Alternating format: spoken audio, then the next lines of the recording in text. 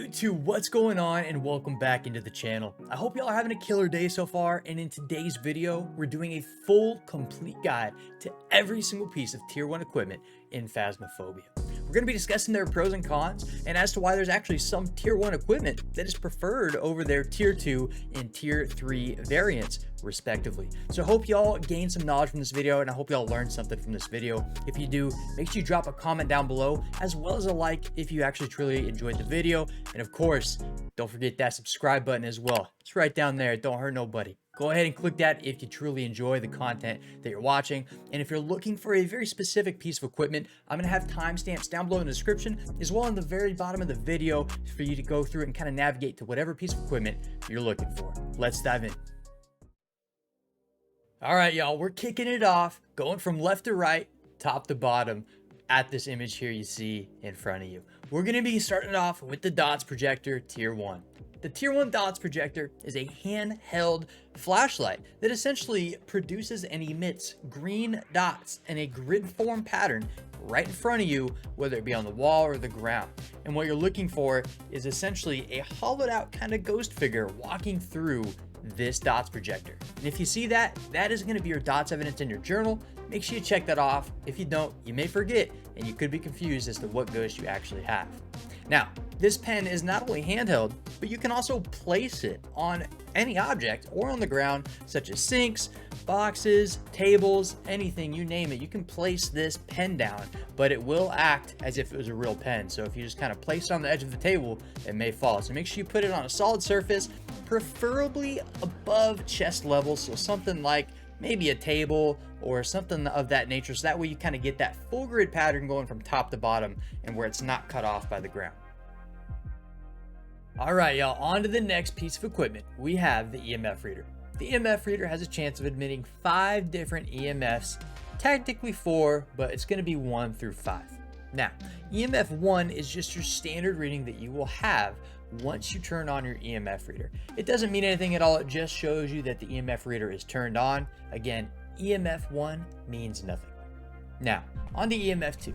EMF 2 could mean various different things, but mainly what you're looking for is something that's been touched or maybe slightly pushed, or something like a picture frame that's been knocked off of a wall, or a shoe that's been kicked. Any kind of things like that, even such as a door being touched, that's going to be your EMF 2 readings. Now, your EMF 3 is going to be any objects that are thrown. So a little bit more of a heavier interaction. That is going to be your EMF 3. All right, so now on to the EMF 4. EMF 4 is actually only going to signify a ghost event. So like the one that you see here, we had the red light event. And once I got to the origin of the event, which just means where the ghost was standing, that is where you will get your EMF 4. It doesn't mean anything to you, and it doesn't lead you on to any specific ghost types. Now, your EMF 5. Now, this is a very unique one. Your EMF 5 is going to be any interaction that has a chance to turn into that EMF 5. So say EMF 2 or EMF 3. Any of those interactions actually have a 25% chance to turn into an EMF 5, as long as the ghost that you have gives off that EMF 5 evidence. So again, once you see EMF 5, just know that that is actually an EMF 2 or EMF 3. It's just a 25% chance that you happen to get it. All right, let's talk about something that has been brought up before in my Twitch stream chat regarding being hunted by the ghost and what the EMF reader means. So when you have an EMF reader in your hand and you're actually getting hunted, if the ghost is chasing you, your EMF reader is going to go absolutely haywire. It's going to go from 1 through 5 and honestly probably all the way up to 7 or 8. That doesn't mean anything though. That's not going to give you any kind of certain evidence towards a ghost, but just know that once you see that EMF reader going haywire, you might as well just drop it. It doesn't mean anything, and there's no EMF above EMF 5. All right, y'all, on to the next, the ghostwriting book. This is one of the simplest and easiest tools to use in Phasmophobia, as there's nothing that you can do to actually increase your chances of obtaining your ghostwriting evidence. Now, all you have to do is take the book and place it down on the ground or any surface such as a washer, dryer, table, or countertop. Very, very easy. Put it down and wait for the ghost to interact with it. Now, with this, once you get it, again, make sure you cross it out in your journal, because if you don't and you forget to do it later on, it could confuse you as to which ghost you actually have on your hands. Again, ghostwriting book, super simple and super easy. All right, y'all, let's get down to it and let's dive into the spirit box. Now, before we start, I have a full in-depth guide on the spirit box, and I'll have that link down below in the description if you want to check that out, as this guide is just regarding the tier 1 equipment. Now, for the tier 1 spirit box, it has a audio quality of low, rated in the Phasmophobia storefront, where you can actually buy the spirit box at. So again, audio quality is low, but it's actually got a really low range as well, only 3 meters. So you have to ask a question, and the ghost has to be actually around you within 3 meters in order for you even to have a chance at getting a response. And even then, with this being the tier 1 spirit box, the response time is really low. So you may not get a lot of responses, but I'm going to leave some examples here following me talking about it, about what these responses sound like, and also a unique one, what the Diogen's response sounds like. Make sure you check this out. Are you near? Stay close. How old are you? Are you far? Are you close? Behind. Hey yo, what the fuck? Just Are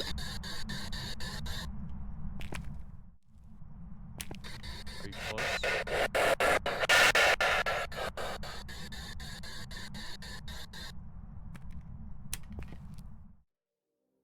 All right, y'all, on to the next one. We have the tier 1 thermometer. Now, do you remember at the beginning of the video how I mentioned that there are some tier 1 equipment that are just frankly more practical and more preferred by players than their tier 2 and their tier 3 variants respectively? Well, the thermometer is actually one of those pieces of equipment.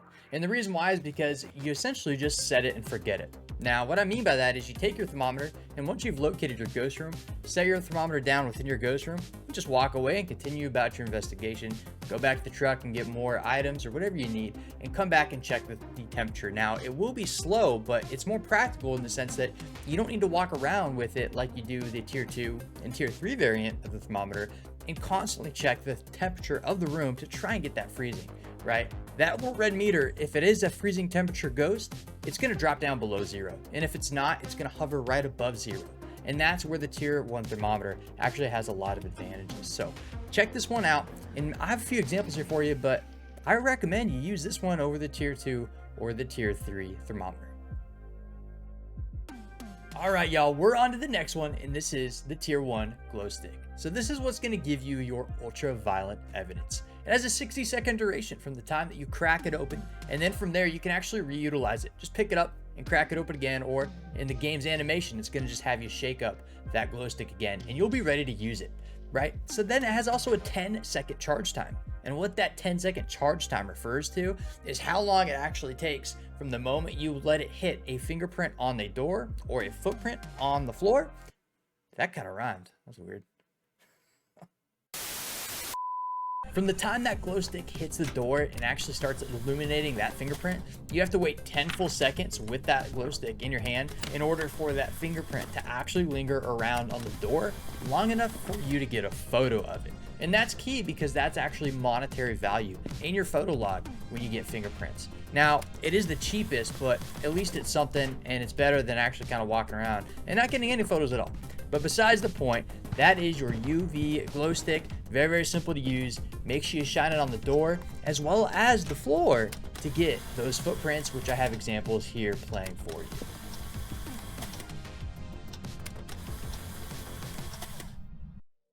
All right, y'all, next up is the video camera. Now, this piece of equipment is, of course, as we're going over tier 1, but it's used to go ahead and find ghost orbs, and that's going to be evidence in your journal. So again, like the previous ones, once you find it, go into your journal and check it off before you forget.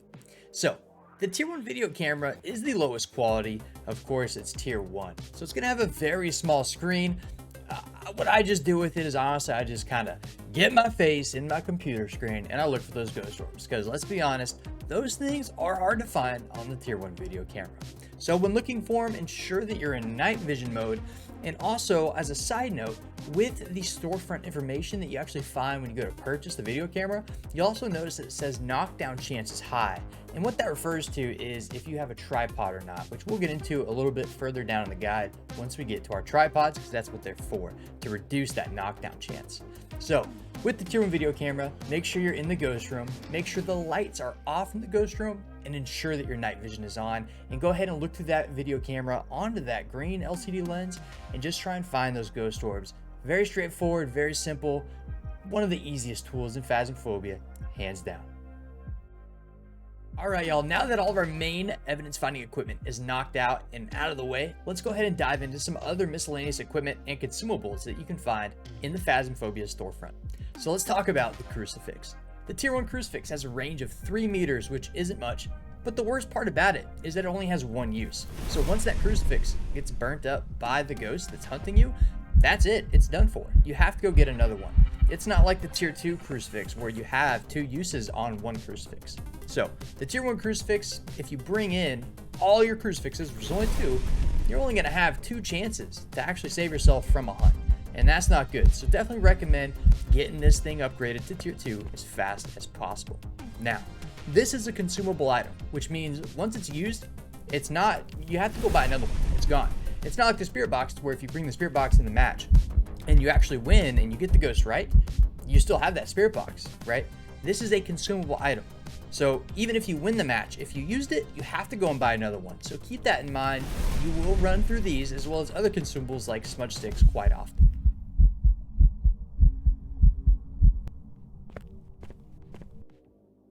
All right, y'all, let's dive into our next consumable item in the shop. That's going to be the candle. We're talking about the Tier 1 candle here, so the weakest of the weakest candles right now.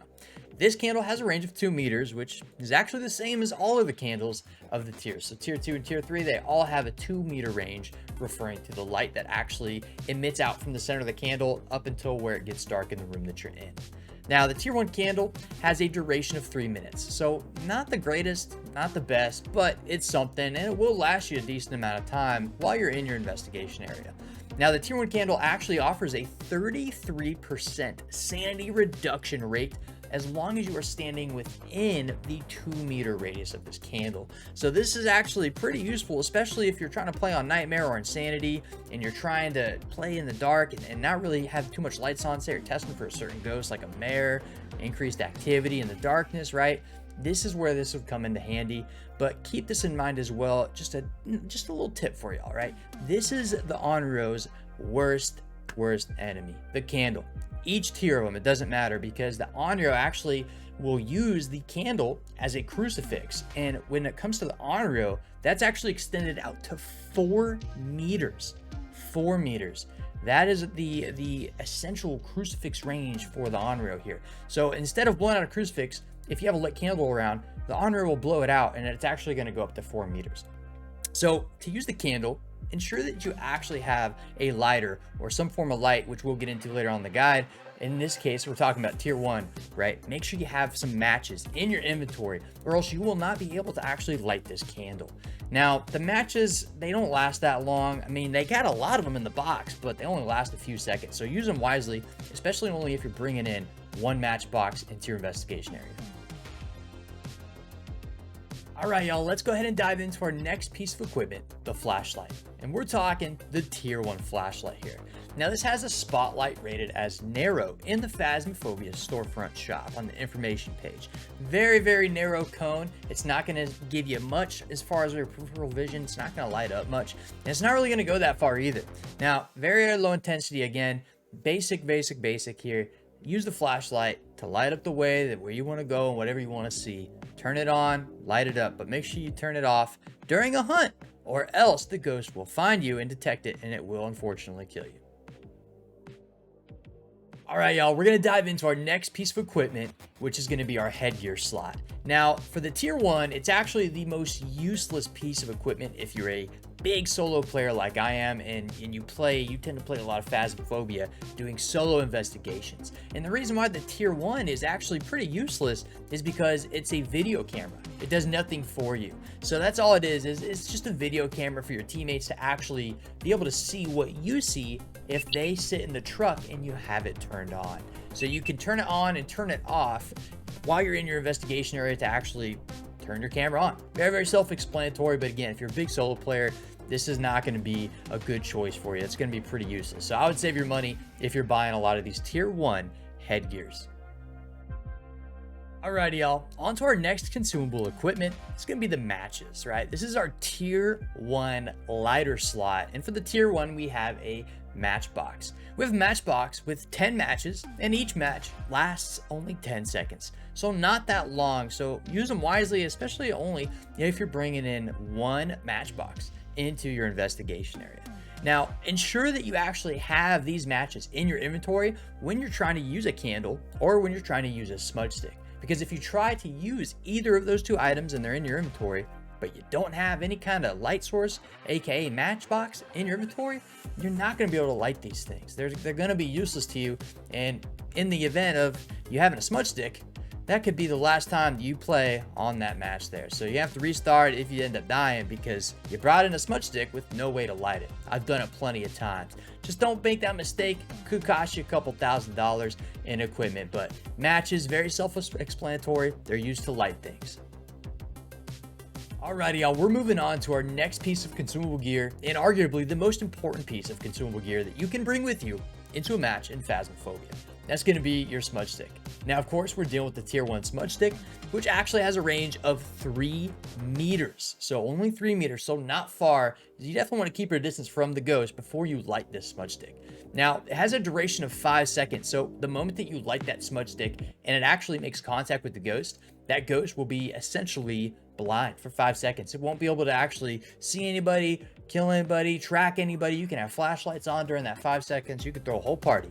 It's not gonna detect you. But the moment that that 5 seconds is up, you better have found a hiding spot because it's gonna be wandering back to its last known location of where it actually saw somebody. So keep that in mind, get into a hiding spot, turn your electronics off, and turn your microphone off. This is definitely the most useful piece of gear you can bring with you into Phasmophobia.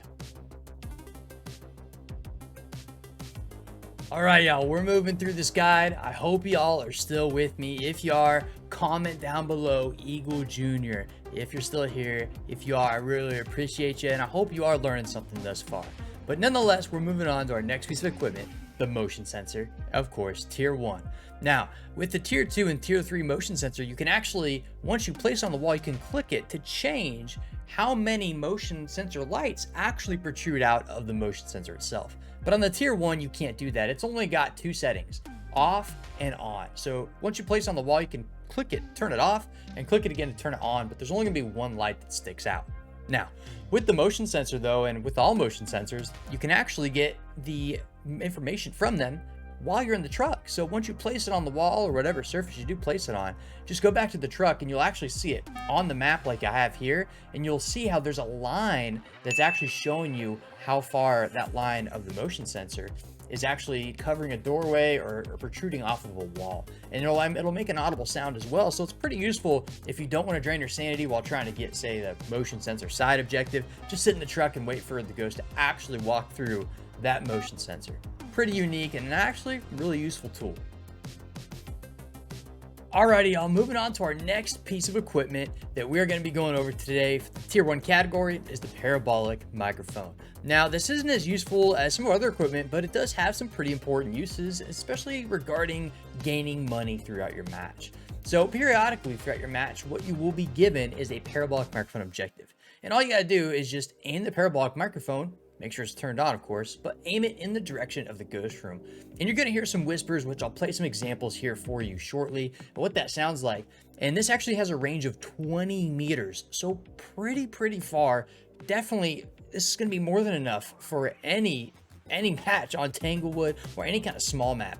Medium maps, you might start to die off in regards to the usability of this, and especially large maps like Sunny Meadows. That's going to be a rough one. You definitely want to get a much more better of a tier of the Parabolic Microphone for that. But check out these clips I have for you.